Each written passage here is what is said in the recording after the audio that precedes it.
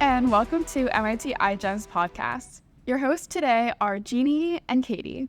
For our first episode, we are speaking with Dr. Ishan Roy, an attending physician and research scientist at the Shirley Ability Lab at Northwestern University, who specializes in cancer rehabilitation and muscle wasting disorders. Dr. Roy's research focuses on understanding the physiologic mechanisms that cause functional decline, particularly in the context of cachexia, and developing new therapies addressing these conditions. Thank you so much for joining us today, Dr. Roy. Thanks for having me. So our first question is, how did you come to focus your physicianship and research on cancer cachexia specifically? It's a great question. So I did a joint degree in medical school, an MD PhD program at the Medical College of Wisconsin, and my PhD focused primarily on cancer biology and cancer immunology. And so when I finished my PhD, I knew I wanted to work with cancer patients, but I hadn't quite figured out what clinical discipline was going to be the best match for me to do that. And I explored lots of different fields within the oncology world. And I actually ended up doing a rotation in physical medicine and rehab, which is a kind of a separate clinical specialty, a little less known compared to other clinical specialties. And the primary goal of physical medicine rehab is to focus on the functional independence of people and patients specifically. And then I learned that cancer rehab was kind of this growing subspecialty within that, where you could focus on the functional issues that cancer patients have, either due to the tumor or due to its treatment. And that really resonated with me as really interesting from a clinical standpoint. And I realized there wasn't a lot of biology that was understood regarding functional issues from cancer. And so then that kind of hooked me in. And so then I ended up doing my clinical residency at a institution here at Northwestern where they saw lots and lots of cancer patients. And luckily, they also gave me protected time to do research while I was training. And one thing led to another, and I was able to kind of establish my own lab and get some funding to study the issue of cachexia in particular. And the reason why I focused on cachexia because I noticed that it was there in a majority of patients who had functional issues, and yet we didn't really know much about that link between cachexia and function. It's really cool and inspiring to see how every physician we talk to, every expert we talk to ends up focusing on cachexia. The next question that we have for you is, the United States currently lacks any approved form of therapy for cancer cachexia, and current treatments include diet and exercise. So what would be your response if a therapy was approved and became accessible to patients? I'd be extremely excited. I think that would just be the beginning, though, in terms of how to actually deal with this issue. So people talk about muscle as the tip of the iceberg for cancer cachexia, where you notice that muscle is being lost in patients, and that's indicative of something larger going on underneath at the systemic level. But what we still actually don't know is what's the tip of the spear in fighting cachexia in the first place. Right. And so whatever, let's say, that approved therapy is, which is presumably going to be some sort of drug, we still have to understand how to integrate that into the care of someone who has cancer, and more importantly, understand how that is actually going to lead to functional recovery for patients. Because it's not, I think, enough to say we're going to improve muscle mass for the sake of improving muscle mass. It has to mean something for someone who has cachexia. And to me, that means function and quality of life. And more than likely, that also means some comprehensive rehabilitative approach, of which that approved therapy is one component.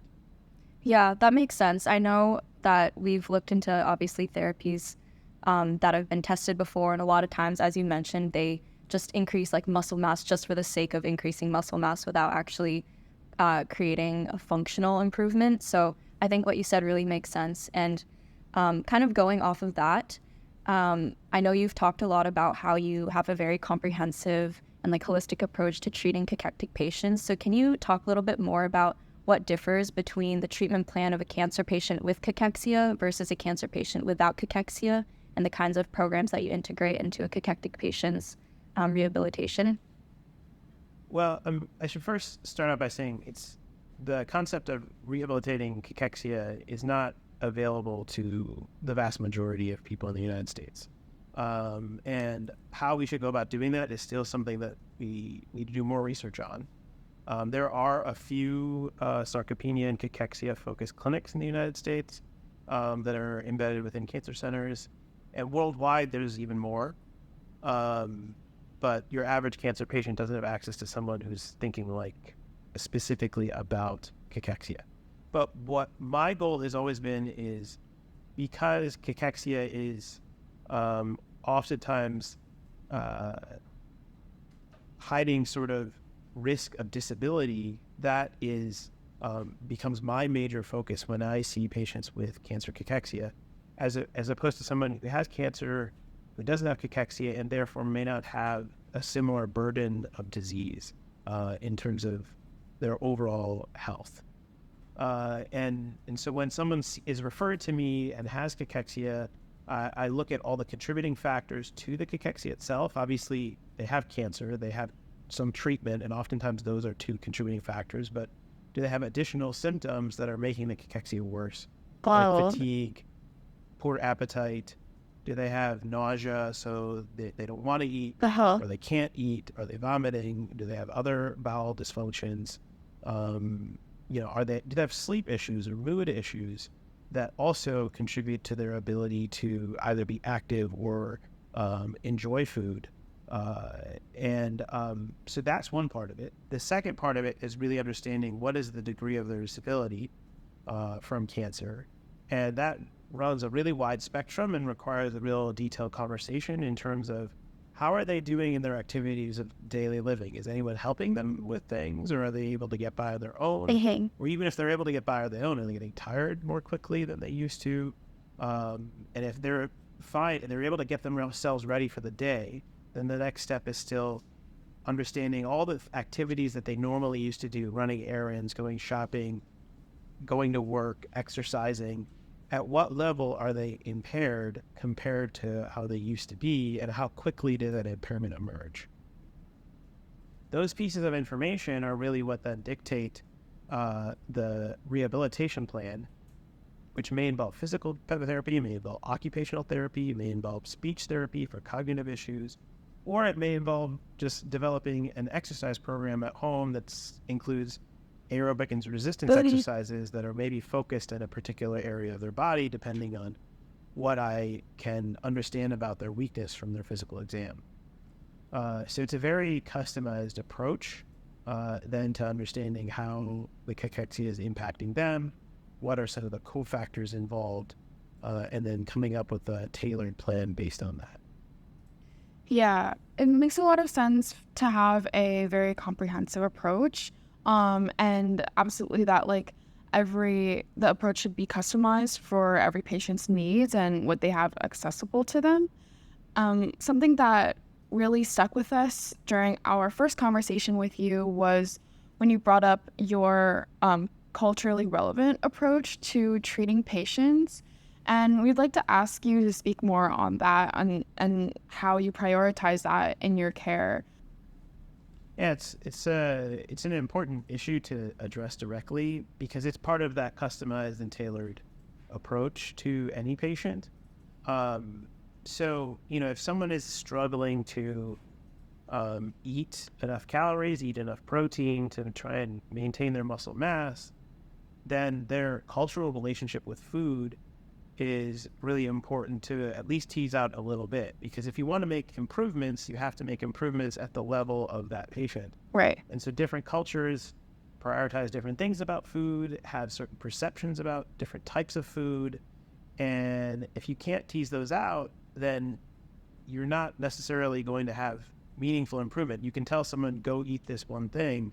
Well, if it turns out that they've never eaten that before, or they have certain perceptions about that food, based on their culture or their educational background, or their or health literacy for that matter, then you're not going to make much progress. They may try in earnest to incorporate that into their plan, but if it doesn't fit into their larger world view, then its likelihood of being implemented is so much harder.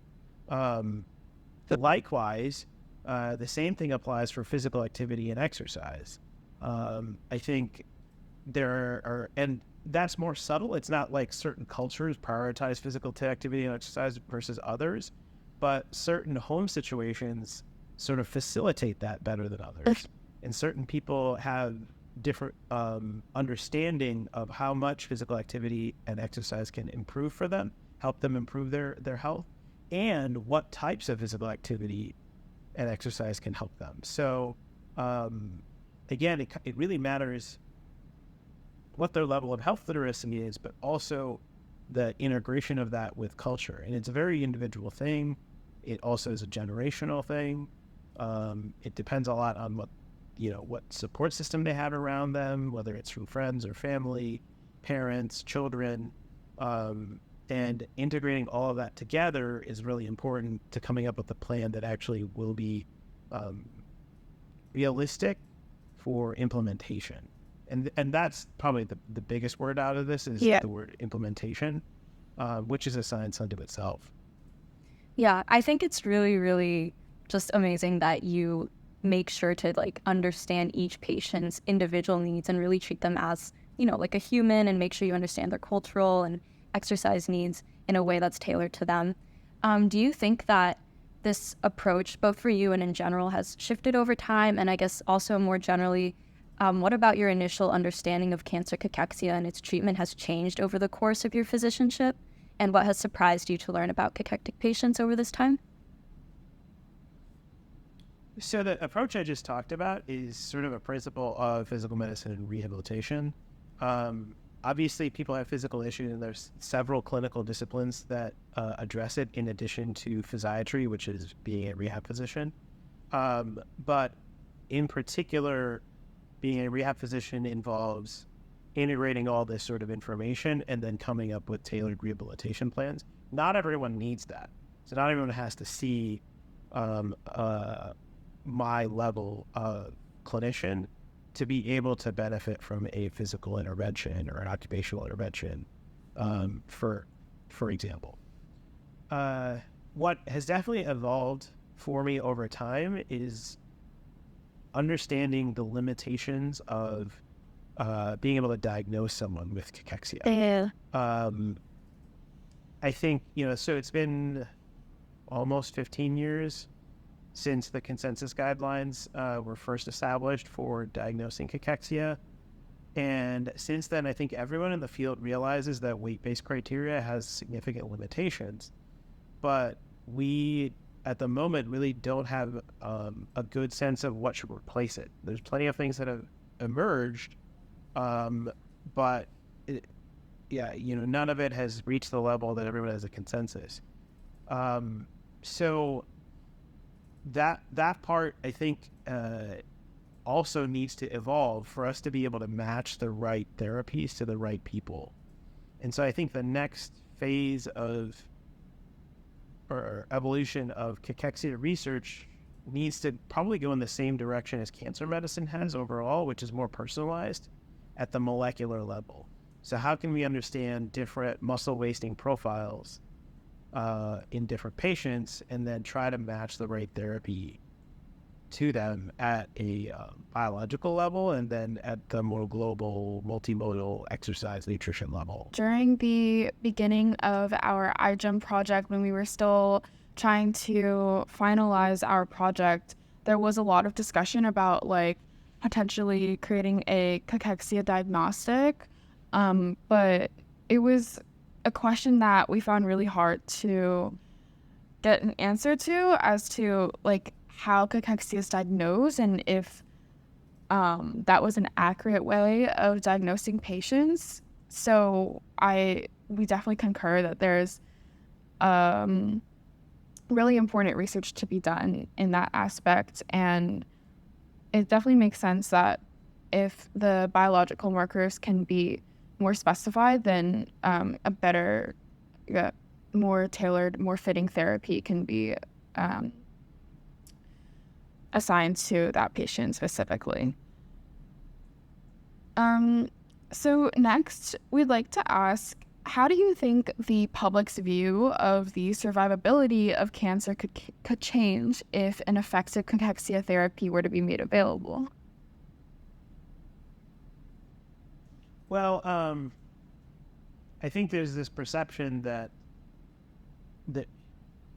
I think the majority of people understand that you can have advanced cancer and live with it for a period of time, and that you can quote unquote buy time with cancer treatments. But for the most part, cancer treatments, even in advanced cancer, are targeting mechanisms that are just tumor mechanisms, and they're just new tumor mechanisms that we've decided to target. They're not necessarily, for the most part, targeted to the unique aspects of advanced disease, the unique physiology. And so I think cachexia in particular opens that door to directly addressing the physiology that's happening in advanced disease, both on the tumor side and on the sort of systemic physiologic side. And so I'm not going to, addressing cachexia alone is not going to cure cancer. But addressing it directly, in addition to directly addressing cancer or the tumor, may lead to more substantial improvements in treatment response and in survival overall. Yeah, I think definitely we've discussed like the idea of our therapy for cachexia being used in conjunction with, of course, like a normal cancer treatment plan, and how, the cachexia is so important to be treated on its own, but of course, like much needs to be done just in. So to finish with one last question, we want to know, why is it important, in your opinion, to raise awareness about cancer cachexia, and where can people find more information if they want to learn more about cachexia? So, two really important questions. There's a couple things. One is, vast majority of patients I talk to have never heard of the word cachexia, even if they're referred to me for that reason. I think a lot of oncology providers don't have the time necessarily to explain it conceptually. It's also a hard to pronounce word that with the kind of confusing spelling, even. So even just seeing me to be educated about the fact that the weight loss that's happening to you is happening for a specific reason. It's not just a part of the progression of your disease. It's not just something that happens when you're on chemotherapy, but that there is an actual additional process that's happening that's leading to that. And that even though we don't have anything FDA approved, there are things we can do to mitigate those issues, including diet and exercise, and addressing sort of those symptoms that contribute as well, are important factors. And I wish all cancer patients knew that, because half of them will get cachexia at some point. And so having awareness of it ahead of time is what helps us prevent it from being as severe as possible. Right.